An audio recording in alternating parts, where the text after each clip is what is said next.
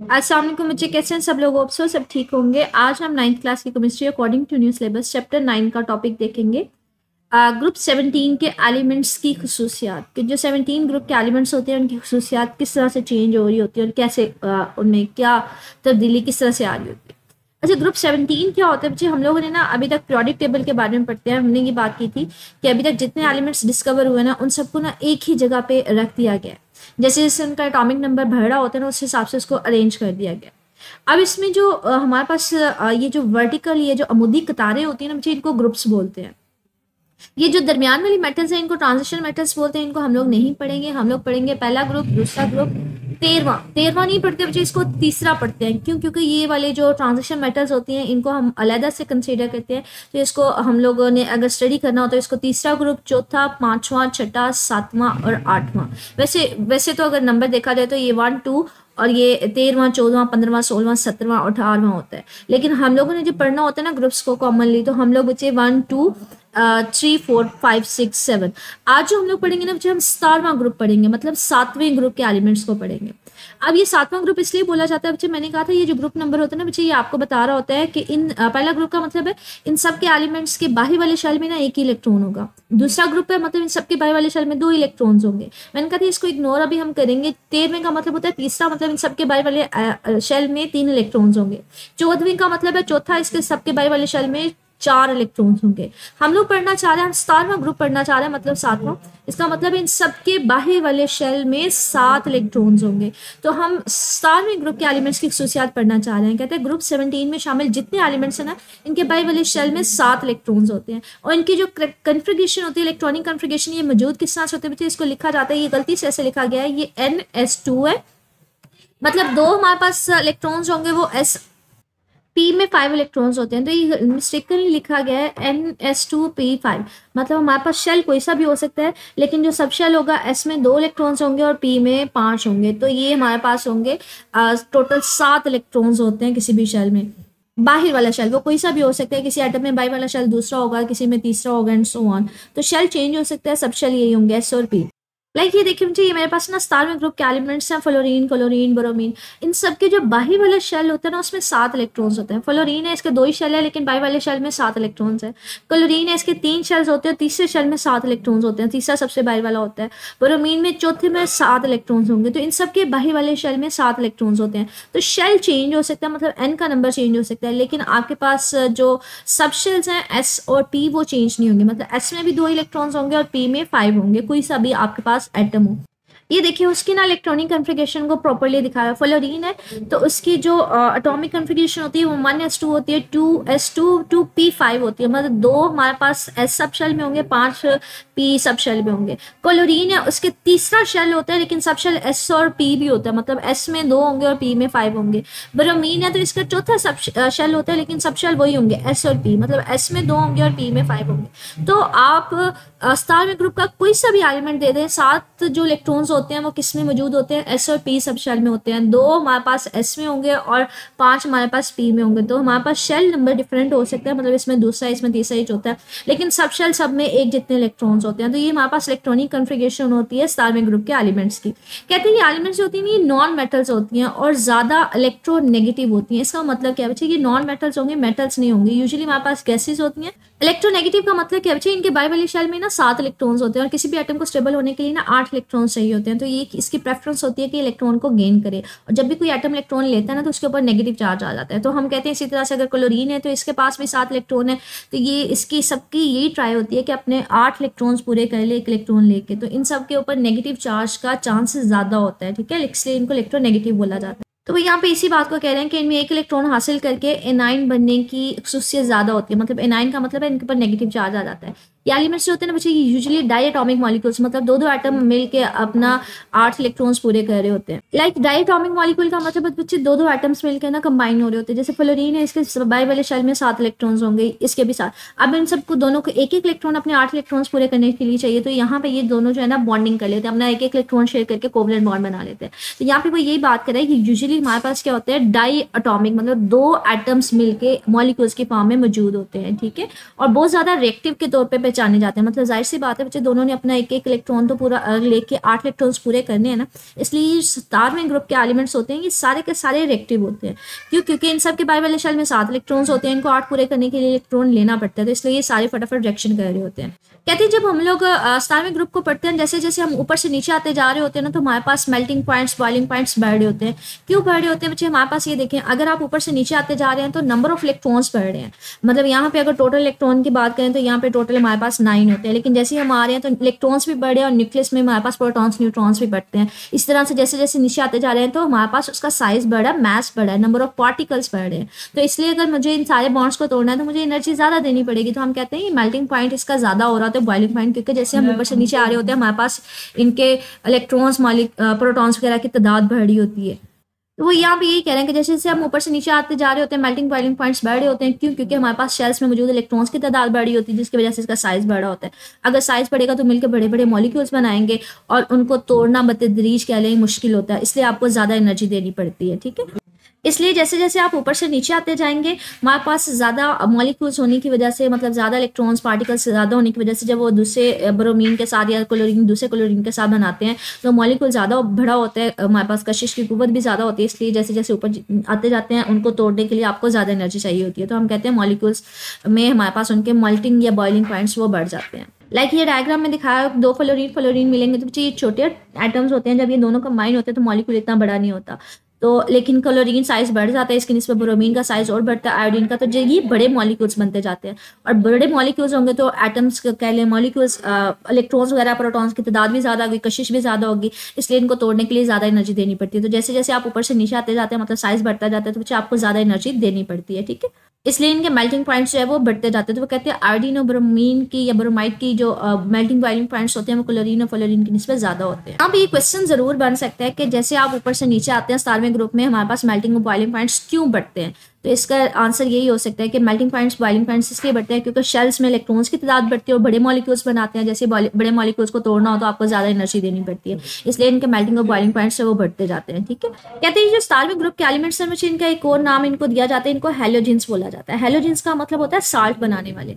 तो कहते हैं ये जो अल्कली मेटल्स के साथ या अल्कलाइन अर्थ मेटल्स के साथ, अल्कली या अल्कलाइन अर्थ मेटल्स क्या होती हैं? जो पहले ग्रुप के एलिमेंट्स होते हैं ना बच्चे, इनको अल्कली मेटल्स बोला जाता है, मतलब मेटल्स होती हैं यूजुअली। और ये दूसरे ग्रुप के जो एलिमेंट्स होते हैं इनको अल्कलाइन अर्थ मेटल्स, मतलब हमारी जमीन का जो ज्यादातर हिस्सा होता है ना वो इन एलिमेंट्स से मिलकर बना होता है। तो कहते हैं जब 17वें ग्रुप के एलिमेंट्स फ्लोरीन, क्लोरीन, ब्रोमीन वगैरह जो है ना इन अल्कली मेटल्स के साथ रिएक्ट करते हैं तो साल्ट बनाते हैं, इसलिए इनको जो नाम दिया जाता है इनको हैलोजेंस का नाम दिया जाता है। हैलोजेंस का मतलब ये होता है साल्ट बनाने वाले एलिमेंट्स। ठीक है, तो इसलिए इनका नाम हैलोजन होता है। कहते हैं इसके ग्रुप, कहते हैं यहाँ पे क्या होता है कि जैसे जैसे आप ग्रुप में ऊपर से नीचे आते जाते हैं ना हमारे पास, तो यहाँ पे इलेक्ट्रोनेगेटिविटी इनकी कम होती जाती है, साइज बड़ा होता जाता है, तो इलेक्ट्रॉन को एक्सेप्ट करने की या जज़ब करने की सलाहियत में कमी आती जाती है। इसकी रीज़न क्या बच्चे? ये देखिए ऊपर से आप नीचे आते जा रहे हैं ना, अब यहाँ पे देखिए न्यूक्लियस का इस बाई वाले शेल से डिस्टेंस कम है, तो आने वाले इलेक्ट्रॉन को ज़्यादा कशिश के साथ खींचेगा। लेकिन अगर नीचे आए तो साइज बढ़ गया, तो ये जो बाई वाला शेल में जो आने वाले इलेक्ट्रॉन होगा उसके ऊपर न्यूक्लियस की कशिश कम होगी, तो थोड़ा कमज़ोर होगा यहाँ पे जो बॉन्ड बनेगा। और नीचे आएंगे तो मज़ीद फासला बढ़ गया, इसलिए ज़्यादा उसको जज़ब करना या उसको खींचना अपनी तरफ, कशिश की फोर्स वो कम हो जाती है। तो इसलिए कहते हैं जैसे जैसे आप ऊपर से नीचे आते जाते हैं तो हमारे पास जो इलेक्ट्रॉन, आने वाले इलेक्ट्रॉन के ऊपर जो फोर्स होती है या उसको जज़ब करने की सलाहियत है वो कम होती जाती है, लेकिन मतलब इसकी रिएक्टिविटी कम होती जाएगी। लेकिन हमने पहले ग्रुप में पहले अगर बात करें कि जो पहले वाला ग्रुप था उसमें पढ़ा था कि जैसे जैसे ऊपर से नीचे आते जाते हैं तो पहला ग्रुप का यूजुअली होता है वो जो बाहर वाला इलेक्ट्रॉन खारिज कर देते हैं। अगर ये ऊपर से नीचे आते जाएंगे तो पहले वाला जो है यहाँ पे कशिश ज़्यादा है तो खारिज करना मुश्किल होता है, लेकिन नीचे आएंगे तो साइज बढ़ने की वजह से इलेक्ट्रॉन निकालना आसान होगा। मजीद ऊपर नीचे आएंगे तो इलेक्ट्रॉन निकालना और आसान होता रहेगा। तो हम कहते हैं पहले ग्रुप में हम पढ़ते आ रहे थे कि जब ऊपर से नीचे आते जाते हैं तो रिएक्टिविटी बढ़ती है कि बाहर वाले इलेक्ट्रॉन को आसानी से निकाला जा सकते हैं, तो यहाँ पे निकालना आसान और आसान और आसान। लेकिन 17वें ग्रुप में क्या होता है कि आपके पास यहाँ पे अब उसने कशिश मतलब अपनी तरफ जज़ब करना है, फोर्स लगानी है, तो जहाँ पे डिस्टेंस कम होगा वहाँ पे ज़्यादा लगेगी ना, तो यहाँ पे फोर्स ज़्यादा लगेगी, यहाँ पे कम हो जाएगी क्योंकि फासला बढ़ गया, यहाँ पे मजीद कम हो जाएगी। तो कहते हैं पहले ग्रुप के बरकस होता है। पहले ग्रुप में क्या होता है ऊपर से नीचे आते जाते हो तो इलेक्ट्रॉन्स को निकालना आसान होता जाता है, तो रिएक्टिविटी बढ़ती है। लेकिन इसमें क्या होती है, इसमें ऊपर से नीचे आते जाओ तो रिएक्टिविटी कम होती है क्योंकि आने वाले इलेक्ट्रॉन को कम कशिश के साथ फोर्स के साथ खींच रहा होता है तो इसको जज़ब करने की सलाहियत कम होती है, इसलिए हम कहते हैं रिएक्टिविटी में कमी का कह लें कि सब बाइस बनती है। तो यहाँ पे एक शॉर्ट क्वेश्चन बन सकते हैं दो कि आपके पास कार्बन ग्रुप के एलिमेंट्स का दूसरा नेम क्या है और उसको क्यों बोला जाता है। हेलोजेंस का दूसरा नाम होता है, हेलोजेंस का मतलब होता है साल्ट बनाने वाले। और दूसरा इसमें ये क्वेश्चन बन सकता है कि हेलोजेंस जो है उनमें रिएक्टिविटी ऊपर से जब नीचे जाते हैं तो हमारे पास कम क्यों होती है, क्योंकि साइज बढ़ता जाता है, वो आने वाले इलेक्ट्रॉन को जज़ब नहीं कर रहे होते। ठीक है, आगे हमारे पास है कहते हैं ये जो स्टार्विंग ग्रुप के एलिमेंट्स होते हैं ना इनके अपने कलर होते हैं। जैसे क्लोरीन का गैस है ना, इसका हल्का पीला कलर होगा, जो क्लोरीन है इसका जो होगा ना वो पीला कलर होगा। ठीक है, इसका पीला रंग होता है और उसका भी पीला रंग होता है, लेकिन इसमें सबज कलर आपको नजर आ रहा होता है, हल्का सा ना आपको सबज नजर आ रहा होता है। जो ब्रोमीन होता है वो सुर्ख रंग का होता है और उसमें से बुखारात निकल होते हैं। जो आयोडीन होता है ना वो हमारे पास ग्रे रंग का होता है, लेकिन अगर उसको गर्म कर दिया जाए तो बनफशी रंग में तब्दील हो जाता है। मतलब अगर आपको कलर सिखाए जाए, ये देखें ये हमारे पास कलर्स होते हैं। फ्लोरीन का जो होता है ना वो येलोइश कलर होता है, क्लोरीन का जो होता है ना वो ग्रीनिश होता है, येलो होता है लेकिन उसमें सबज रंग के मिजाज मतलब अच्छा लग रहा होता है, सबज रंग का नजर आ रहा है। ब्रोमीन जो होता है वो रेड होता है, ये इसका आयोडीन का कलर होता है, ये एस्टाटीन का होता है। कहते हैं जो आयोडीन होता है ना बेसिकली उसका पहले ये ग्रे कलर होता है, लेकिन अगर इसको गर्म कर दिया जाए ना तो ये कलर जो है ना ये इस कलर में तब्दील हो जाता है जिसको आप पर्पल कहते हैं। ठीक है, अच्छा आगे इनके रिएक्शंस बताए हुए हैं। कहते हैं जब हैलोजेंस जो है ना हमारे पास ये इनकी वजह फिजिकल प्रॉपर्टीज है। फिजिकल का मतलब है उनका कलर वगैरह कैसा है, वो दिखने में कैसा है। ठीक है, आगे कहते हैं जब हैलोजेंस जो है ना ये मेटल के साथ रिएक्ट करते हैं, एलिमेंट्स के साथ मतलब मेटल्स के साथ, जो पहले ग्रुप के एलिमेंट्स उनके साथ रिएक्ट करते हैं ना तो इनको मेटल हैलाइड बना देते हैं, जो कि हमारे पास आयनिक कंपाउंड होता है। इसका मतलब क्या कहते हैं जब ये हमारे पास रिएक्ट करते हैं उसके साथ मेटल्स के साथ तो ये मेटल हैलाइड्स बनाएंगे। फॉर एग्जांपल ये मेटल है विच सोडियम पहले ग्रुप का एलिमेंट्स है, इसके बाई वाले शेल में ना एक इलेक्ट्रॉन होता है। जब ये क्लोरीन स्टार्विंग ग्रुप के एलिमेंट्स के साथ रिएक्ट करते हैं तो अब इस क्लोरीन के बाई वाले शेल में 7 इलेक्ट्रॉन्स हैं, इसने एक इलेक्ट्रॉन लेना है और ये जो सोडियम है इसके पास एक इलेक्ट्रॉन है तो ये दे देता है। सोडियम अपना एक इलेक्ट्रॉन दे देगा तो बच्चे इसके ऊपर पॉजिटिव चार्ज आ जाता है। अगर किसी एटम से इलेक्ट्रॉन निकाल दिया जाए ना तो उसके ऊपर पॉजिटिव चार्ज आ जाता है। और क्लोरीन क्या करेगा, इलेक्ट्रॉन को ले लेगा तो इसलिए इसके ऊपर नेगेटिव चार्ज आ जाएगा। तो कहीं पे नेगेटिव पॉजिटिव चार्ज आ जाए तो उसको हम लोग आयनिक कंपाउंड कहते हैं। तो यहाँ पे कहते हैं ये मेटल हैलाइड्स मतलब ये मेटल है और ये हैलोजन के साथ रिएक्शन करेगा तो आयनिक बॉन्ड बनाता है। ठीक है, तो इसको हम नाम देते हैं मेटल हैलाइड्स का। ठीक है, कहते हैं ऑक्सीडेशन, यहाँ पे आगे एक क्वेश्चन है, शॉर्ट क्वेश्चन जो मोस्ट कॉमनली पूछ लिया जाता है, ऑक्सीडेशन और रिडक्शन या रिड्यूसिंग एजेंट और ऑक्सीडाइजिंग एजेंट।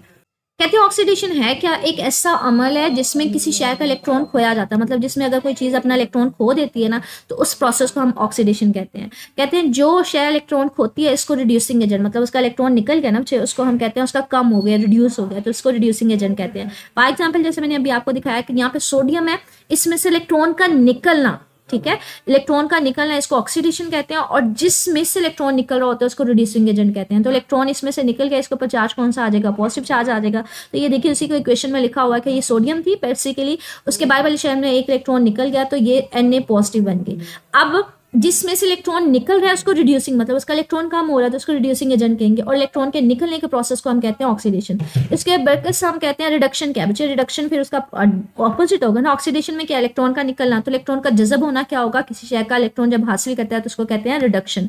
और इसको ऑक्सीडाइजिंग एजेंट कहेंगे, मतलब वो इलेक्ट्रॉन ले रहा है तो हम कहेंगे कि वो हमारे पास क्या ऑक्सीडाइजिंग एजेंट है। लाइक हमारे पास ये जो अभी मैंने आपको एग्जाम्पल दिखाई थी, यहाँ पे क्लोरीन क्या है, ये इलेक्ट्रॉन ले रहा है तो इलेक्ट्रॉन लेने का जो हासिल करने का अमल है इसको हम नाम देते हैं रिडक्शन का।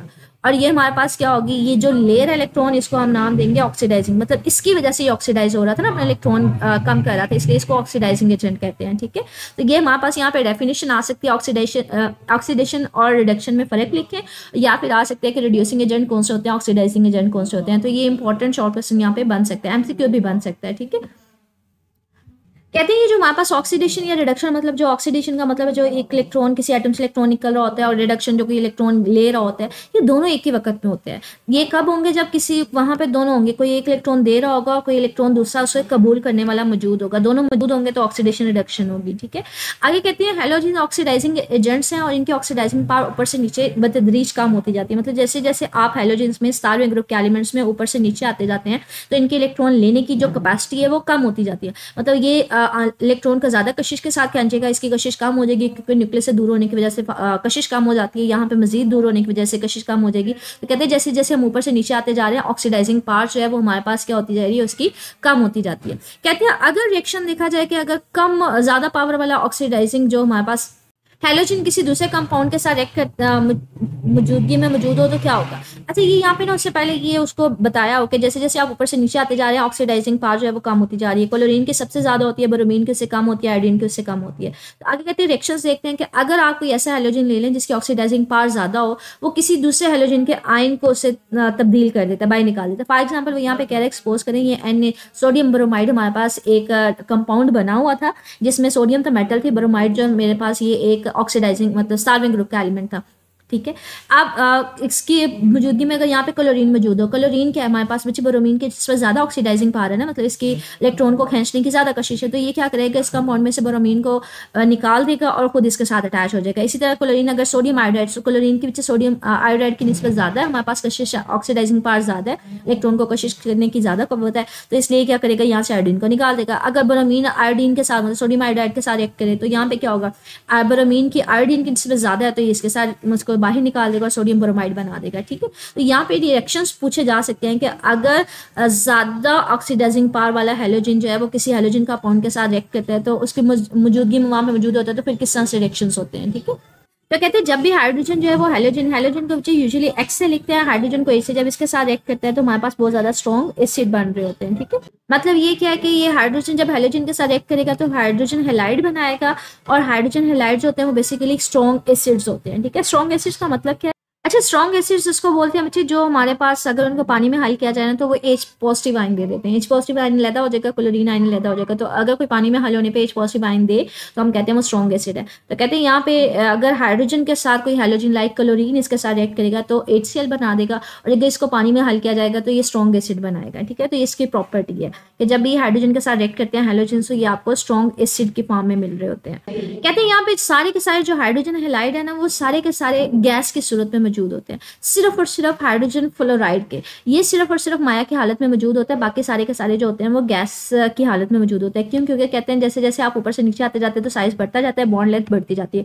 बॉन्ड लेंथ बढ़ती जाएगी तो मतलब हमारे पास न्यूक्लियस से वो दूर होते जाते हैं, वो कमजोर होता जाता है, इसलिए उसको तोड़ना आसान होता है। लाइक अगर हम ये फॉर एग्जाम्पल दो एटम्स के दरमियान बॉन्ड बना है तो इनके जो न्यूक्लियस के दरमियान का डिस्टेंस होता है ना बच्चे इसको बॉन्ड लेंथ बोलते हैं। ठीक है। अगर ये बॉन्ड लेंथ जितनी ज्यादा होगी ना उतनी यहाँ पे जो बॉन्ड बन रहा होता है वो कमजोर होता है। तो कहते हैं यहाँ जैसे हम लोगों ने बात की कि आप बात करते हैं हेलोजेंस में जब ऊपर से नीचे आते जाते तो साइज हमारे पास बढ़ता जाता है, इसलिए जो बॉन्ड बढ़ता बनेगा उसकी लेंथ भी बढ़ती जाती है, इसलिए वो कमजोर होता जाता है। तो ऊपर से नीचे आते जाएंगे तो हमारे पास गैस हालत में होगा क्योंकि बॉन्ड कमजोर होगा। सिर्फ फ्लोरीन होता है, हाइड्रोजन फ्लोरीन जो क्लोरीन माया की हालत में मौजूद होता है। लाइक ये देखिए बच्चे हमारे पास HF हाइड्रोजन और फ्लोरीन है, स्टार्टिंग में तकरीबन दोनों का साइज सेम है, तो यहाँ पे जो इनके न्यूक्लियस के दरमियान का बॉन्ड होगा वो साइज उसका छोटा होगा। लेकिन अगर नीचे आएंगे तो क्लोरीन का साइज बढ़ गया है। अब जो बॉन्ड लेंथ होगी ना दो न्यूक्लियस के दरमियान का जो डिस्टेंस होगा वो ज्यादा हो जाएगा, तो बॉन्ड कमजोर हो जाएगा, इसलिए ये गैस की हालत में मौजूद होता है। गैस होती है बच्चे जिसमें जो मॉलिक्यूल्स के दरमियान की फोर्स होती है वो कमजोर होती है। हाइड्रोजन ब्रोमाइड आ जाए तो ये देखिए साइज मजीद बढ़ गया, तो न्यूक्लियस के दरमियान का जो फासला होगा मजीद बढ़ जाएगा, तो ये कमजोर होगा, तो ये भी गैस की हालत में होता है। हाइड्रोजन आयोडाइड भी हमारे पास ये होता है। तो कहते हैं जैसे जैसे आप ऊपर से नीचे आते जा रहे होते हैं तो जो हमारे पास हाइड्रोजन हैलोजन बॉन्ड होता है ना वो कमजोर होता जाता है, तो हम कहते हैं लोएस्ट थर्मल स्टेबिलिटी, मतलब इसको थोड़ी सी भी हीट एनर्जी देंगे तो बॉन्ड टूट जाएगा, तो हम कहते हैं इनकी स्टेबिलिटी क्या होती जाती है, कम होती जाती है जैसे ही आप ऊपर से नीचे आते जाएंगे। तो हमारे पास हाइड्रोजन फ्लोराइड सबसे ज्यादा मजबूत होते हैं इसलिए ये माया हालत में होता है, लेकिन उससे नीचे आते जाएंगे तो ये सारे क्या होंगे, कमजोर होंगे। तो ये अलग से क्वेश्चन बन सकता है कि जैसे जैसे आप ऊपर से नीचे आते जा रहे होते हैं तो थर्मल स्टेबिलिटी क्यों कम हो रही होती है। थर्मल स्टेबिलिटी का मतलब है थोड़ी सी हीट एनर्जी दो तो वो आपके पास बॉन्ड टूट जाएगा। ठीक है। अच्छा, ये टॉपिक इंपॉर्टेंट है, इसमें आपके पास एक लॉन्ग क्वेश्चन तो ये बन सकते हैं 17 ग्रुप के एलिमेंट्स की खसूसियात लेके, और दूसरा इसमें शॉर्ट क्वेश्चन एमसीक्यूज बन सकते हैं। जैसे 17 ग्रुप के एलिमेंट्स है तो इसमें एमसीक्यू बन सकते हैं इसके बाइबल शेल में कितने इलेक्ट्रॉन्स होते हैं, इसकी इलेक्ट्रॉनिक कन्फिगरेशन क्या होती है, इसमें हमारे पास जो 17 ग्रुप के एलिमेंट्स होते हैं इलेक्ट्रोनेगेटिव क्यों होते हैं, इनके मेल्टिंग बॉइलिंग पॉइंट्स ऊपर से नीचे आते जाते हैं तो हमारे पास क्यों बढ़ते हैं, इनका दूसरा नेम क्या है हेलोजेंस, आपके पास रिएक्टिविटी ऊपर से नीचे आते जाएंगे तो कम क्यों होती जाती है, इनके ये जो हमारे पास कलर्स हैं ये पूछे जा सकते हैं एमसीक्यूज में। ठीक है। आगे ये इंपॉर्टेंट है क्वेश्चन, ऑक्सीडेशन और रिडक्शन में फर्क लिखें, या ऑक्सीडाइजिंग एजेंट या रिड्यूसिंग एजेंट में लिखें। और यहाँ पे एक अलग से आपके पास क्वेश्चंस के बारे में पूछा जा सकता है कि अगर ज्यादा ऑक्सीडाइजिंग पावर वाला जो हैलोजन है वो किसी कंपाउंड के साथ रिएक्ट करे तो किस तरह से आपके पास रिएक्शंस होंगे। और लास्ट पे ये क्वेश्चन बन सकता है कि हाइड्रोजन जो हैलोजन हैलाइड्स होते हैं, हाइड्रोजन हैलाइड, उनमें जैसे जैसे ऊपर से नीचे आते जाते हैं तो थर्मल स्टेबिलिटी कम क्यों होती जाती है। तो इसमें नंबर ऑफ क्वेश्चंस बन रहे हैं। ठीक है। इस टॉपिक से रिलेटेड एक्सरसाइज में क्वेश्चंस देखते हैं।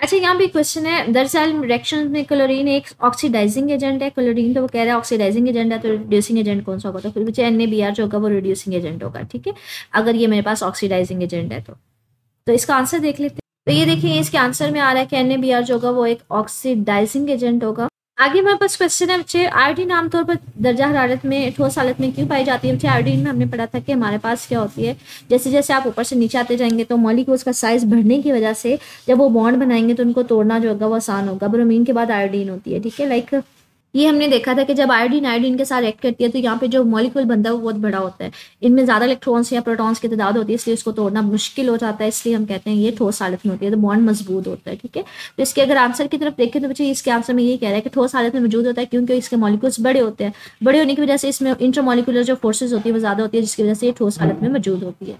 अच्छा, यहाँ पे क्वेश्चन है, क्लोरीन और ब्रोमीन का बतौर ऑक्सीडाइजिंग एजेंट जो है वो मुआवजा करें। हमने पढ़ा था बच्चे, जैसे जैसे आप पीरियोडिक टेबल में ऊपर से नीचे आते जाते हैं ना तो हमारे पास ऑक्सीडाइजिंग पावर उसकी क्या होती जाती है, कम होती जाती है, तो क्लोरीन ज्यादा ऑक्सीडाइजिंग उसकी पावर होती है। तो यहाँ पे जो कंपैरिजन पूछ रहा बच्चे वो क्लोरीन का और ब्रोमीन का पूछ रहा है। अब ये देखिए, जैसे जैसे आप ऊपर से नीचे आते जा रहे हैं तो पहले क्लोरीन आएगा फिर ब्रोमीन आएगा, तो ब्रोमीन का साइज बड़ा होता है तो ये आने वाले इलेक्ट्रॉन को कम कशिश के साथ खींचता है, तो इसकी ऑक्सीडाइजिंग पावर जो होगी मेरे पास कम होगी। क्लोरीन जो है वो इसकी निस्बत छोटा साइज होता है तो इस इलेक्ट्रॉन को ज्यादा कशिश के साथ खींचता है, तो इसकी ऑक्सीडाइजिंग पावर ज्यादा होती है, तो क्लोरीन ज्यादा उसकी पावर होती है। वो यहाँ भी ये कह रहा है क्लोरीन जो होगा ज्यादा उसकी ऑक्सीडाइजिंग एजेंट होता है, क्यों, क्योंकि वो ज्यादा इलेक्ट्रोनेगेटिव होता है, क्योंकि उसका साइज छोटा होता है तो इलेक्ट्रॉन्स को ज्यादा कशिश के साथ ज्यादा आसानी के साथ खींचता है या उसको हासिल करता है। अच्छा, ये क्वेश्चन है, हैलोजेंस में से कौन सा एलिमेंट सबसे ज्यादा रिएक्टिव है और कौन सा सबसे कम रिएक्टिव है। तो ये हमने पढ़ा था कि जैसे जैसे आप हैलोजेंस में 17वें ग्रुप के एलिमेंट्स में ऊपर से नीचे आते जाते हैं तो साइज बढ़ता जाता है, तो सबसे ऊपर वाला जो होगा वो इलेक्ट्रॉन्स को ज्यादा कशिश के साथ खींचेगा तो सबसे ज्यादा रिएक्टिव होगा। लेकिन जैसे जैसे आप नीचे आते जाएंगे साइज बढ़ने की वजह से कशिश कम होती जाएगी, तो जो सबसे नीचे वाला होगा 17वें ग्रुप में पीरियोडिक टेबल में वो कम कशिश के साथ खींचेगा, तो सबसे नीचे हमारे पास ये वाला होता है। ठीक है, तो यहाँ पे ये देखें, वो यही बात करें कि सबसे ज्यादा रिएक्टिव जो होता है वो हमारे पास फ्लोरीन होगा, क्योंकि उसका साइज सबसे कम होता है और ज्यादा इलेक्ट्रोनेगेटिव होता है, आने वाले इलेक्ट्रॉन को ज्यादा कशिश के साथ खींचता है। अगर कम रिएक्टिव की बात करें तो बच्चे आयोडीन होता है, क्योंकि इसका साइज सबसे ज्यादा होता है और इसका साइज ज्यादा होने की वजह से इलेक्ट्रॉन को कम कशिश के साथ खींचेगा। अच्छा, यहाँ पे तफसीली सवाल ना, कल हम लोगों ने प्रीवियस लेक्चर में देखा था कि जो अल्किल मेटल्स होते हैं आप ऊपर से नीचे जाते जाते हैं तो रिएक्टिविटी ज्यादा होती जाती है, लेकिन हैलोजेंस में कम होती जाती है। तो बच्चे ये मैंने आपको इसका आंसर बताया भी है, जैसे हम लोगों ने पैसेज में भी देखा था कि हैलोजेंस में ऊपर से नीचे आते जाएंगे तो हमारे पास एक्टिविटी कम होती जाती है, क्योंकि साइज बढ़ता जाता है, वो आने वाले इलेक्ट्रॉन को कम कशिश के साथ खींचते हैं तो इलेक्ट्रॉन को जज़ब करना मुश्किल हो जाता है, तो इसकी सलाहियत कम होता है, इसलिए हम ऊपर से नीचे आते जाएंगे तो एक्टिविटी कम होती जाती है। तो वो यहाँ पे ये बता रहा है हैलोजेंस में साइज बढ़ने की वजह से एक्टिविटी कम होती है, क्योंकि न्यूक्लियस की कशिश हमारे पास न्यूक्लियस कम होती जाती है, क्योंकि दूर होता जाता है ना, साइज बढ़ता जाएगा तो आने वाले इलेक्ट्रॉन को कम साइज के साथ खींचेगा, इसलिए एक्टिविटी कम होती जाती है ऊपर से नीचे। अच्छा, यहाँ पे तफसीली सवाल है, हाइड्रोजन ब्रोमाइड जो है वो हाइड्रोजन क्लोराइड के मुकाबले में कम स्टेबल क्यों है। ठीक है, थर्मली कम स्टेबल क्यों। तो बच्चे जो लास्ट वाला पैसेज है ना इस चैप्टर का, इस टॉपिक का, वो इसमें आएगा, ये वाला जो हमने कहा था कि हाइड्रोजन जो क्लोराइड है वो हाइड्रोजन ब्रोमाइड की निस्बत कम, हाइड्रोजन ब्रोमाइड कम स्टेबल होगा हाइड्रोजन क्लोराइड की निस्बत। तो वो हमने पढ़ा था कि जैसे जैसे आप ऊपर से नीचे आते जाते हैं तो हमारे पास बॉन्ड लेंथ बढ़ती जाती है, इसलिए वो कम स्टेबल होगा। तो इसके आंसर में ये सारा पैसेज आएगा, साथ में ये वाला आप पैटर्न लिख सकते हैं। अगर एग्जैक्टली इसको की बुक से देखें तो वहाँ से भी इसका आंसर देख लेते हैं कि हमारे पास हाइड्रोजन ब्रोमाइड के मुकाबले में कम स्टेबल क्यों है, क्योंकि मुकाबले में कमज़ोर होता है। क्यों, क्योंकि एक ब्रोमीन जो होता है वो क्लोरीन से ज़्यादा बड़ा होता है और इसका नतीजे में उसका जो बॉन्ड लेंथ होगी वो लंबी होगी, मतलब उसका जो बांड लंबा होगा, कमज़ोर होगा। ठीक है, इसलिए उसको ज़्यादा जल्दी जो है कम हरारत पे भी उसको तोड़ा जा सकता है। डीकम्पोज का मतलब है तोड़ा जा सकता है। अगर यहाँ से करना चाह रहे हैं तो बच्चे यहाँ से कर सकते हैं, लेकिन मैंने आपको ये टॉपिक के अंदर पढ़ाया हुआ है तो ये भी आप इसमें कर सकते हैं। ठीक है, कहते हैं हमारे पास अल्कली मेटल्स और हैलोजेंस एक दूसरे के मुखालिफ किरदारों के बावजूद रिएक्टिव एलिमेंट्स हैं, क्यों, वजाहत करें। जी, हमारे पास हमने ना पहले ग्रुप के एलिमेंट्स में पढ़ा था कि हमारे पास ऐसे ग्रुप के एलिमेंट्स होते हैं जिनके बाइवैलेंट शेल में एक ही इलेक्ट्रॉन होता है, और कोई सा भी एटम स्टेबल कब होता है, जब उसके पास 2 इलेक्ट्रॉन्स हो या 8 हो। अब ये देखिए बच्चे, इसके पास एक ही है तो ये अपना इलेक्ट्रॉन खारिज कर देता है। यहाँ पे देखें इसके पास बाइवैलेंट शेल में एक ही है तो ये भी खारिज कर देगा, लेकिन इसके नीचे वाले में 8 पूरे हैं, तो अगर ये एक निकाल देते ना तो इसके 8 पूरे होंगे तो ये स्टेबल होगा। यहाँ पे भी इसके बाइवैलेंट शेल में एक ही इलेक्ट्रॉन है, अगर ये निकाल देते तो इससे नीचे वाले 8 उसके पूरे हैं, तो इनकी ये रिएक्टिविटी होती है कि एक इलेक्ट्रॉन देना पसंद करते हैं, ठीक है, ये इलेक्ट्रो पॉजिटिव होते हैं। लेकिन अगर इसके मुकाबले में देखा जाए स्टारविन ग्रुप के एलिमेंट्स को, हैलोजेंस को, तो इनके पास 7 इलेक्ट्रॉन्स होते हैं, तो ये एक इलेक्ट्रॉन लेना पसंद करते हैं, इसलिए ये कहते हैं हमारे पास ये इलेक्ट्रॉन नेगेटिव होते हैं, ठीक है। अगर इनका एग्जैक्टली आंसर देखा जाए तो वो यहाँ पे इसी बात को बता रहा है कि अल्कली मेटल्स जो होंगी, जो पहले ग्रुप के एलिमेंट्स होते हैं बच्चे, वो पॉजिटिव आयन बनाते हैं। क्यों? क्योंकि उनके पास जो इलेक्ट्रॉन होता है एक बाई वाले शेल में, उसको खारिज कर देते हैं, इसलिए इनको रिड्यूसिंग एजेंट भी बोला जाता है, मतलब एक इलेक्ट्रॉन ये कम कर देते हैं। इसके मुकाबले में अगर हैलोजेंस देखा जाए, इनके पास 7 इलेक्ट्रॉन्स होते हैं, वो 1 इलेक्ट्रॉन हासिल करते हैं, इसलिए वो ऑक्सीडाइजिंग एजेंट होते हैं, क्योंकि वो इलेक्ट्रॉन ले रहे होते हैं ना मेटल से, तो उनको ऑक्सीडाइज करवा रहे होते हैं, तो ऑक्सीडाइजिंग एजेंट होते हैं, ठीक है। इनकी रिएक्टिविटी जो है ना, जिसकी वजह से हम कहते हैं बेसिकली इलेक्ट्रॉनिक कन्फिगरेशन पूरी करना चाह रहे होते हैं। 7 इलेक्ट्रॉन्स होते हैं तो वो 8 उसको करना चाह रहे होते हैं, तो इसके आंसर में ये आ जाएगा, ठीक है। अच्छा, ये टॉपिक था जिसमें हमने देखा इस टॉपिक में कौन से क्वेश्चंस बन सकते हैं, इनके एक्सरसाइज में किस तरह से क्वेश्चन पूछे जा सकते हैं, आप सारे ही याद करेंगे बच्चे। इसके रिलेटेड जो एक्सरसाइज में क्वेश्चन थे वो मैंने आपको बता दिए हैं, इसमें क्वेश्चंस किस तरह से बन सकते हैं वो भी मैंने बता दिए हैं। इसके नीचे ना बच्चे एक छोटी सी एक्सरसाइज है, मशक है, हैलोजेंस का पानी के साथ रिएक्शन कैसे होता है। तो हैलोजेंस का आपने पानी के साथ रिएक्शन करवाना है, तो ये यहाँ पे दिया हुआ है कि जब भी हैलोजन किसी पानी के साथ रिएक्शन करता है, तो एक तो वो उसका हाइड्रोजन पार्ट निकालेगा, दूसरा जो हैलोजन है वो क्या करेगा, उसके हाइड्रोक्सिल ग्रुप के साथ अटैच हो जाएगा। तो यहाँ पे ये देखें, फॉर एग्जाम्पल क्लोरीन मॉलिक्यूल लिया हुआ है, जब वो पानी के साथ रिएक्ट करता है तो एक क्लोरीन तो हाइड्रोजन के साथ अटैच होता है, हाइड्रोक्लोरिक एसिड बना देता है, और दूसरा क्लोरीन जो है वो हाइड्रोक्सिल ग्रुप के साथ अटैच हो जाता है, ठीक है। तो ये हमारे पास रिएक्शन इसके आंसर में आ जाएगा। तो ये आज का टॉपिक था बच्चे, इसमें छोटे छोटे पॉइंट्स हैं, छोटे छोटे शॉर्ट क्वेश्चन हैं, लॉन्ग क्वेश्चन हैं, MCQs हैं, तो इंपॉर्टेंट है। स्टिल इससे रिलेटेड मुझे कुछ पूछना हो मेरे से कमेंट सेक्शन में पूछ लीजिएगा। ओके, अल्लाह हाफिज़।